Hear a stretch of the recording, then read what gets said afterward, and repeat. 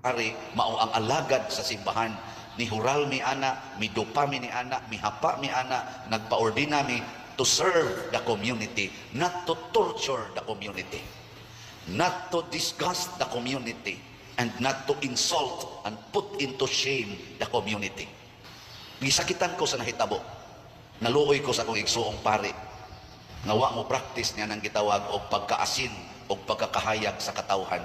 Ni viral ang maong event, dili tungod kay gidayeg ang maong event, ni viral tungod sa pagsaway sa tibuok kalibutan sa maong aksyon namong mga nagpangulo sa simbahan. Sumusunod nila ni San Pablo, ni San Pedro, ni San Bernabe o uban pang mga apostoles o mga santos.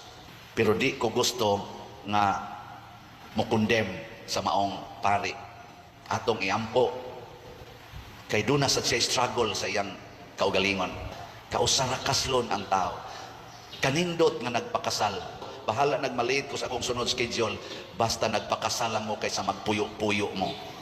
Kaluwasan doon na ninyo, ato ginang i-highlight, dili lang ninduton ang pagpaso o ang pagkasal, kung dili kanindot gyud sa kinabuhi sa kinasal, kay wa na mo'y sala nga fornication or adultery.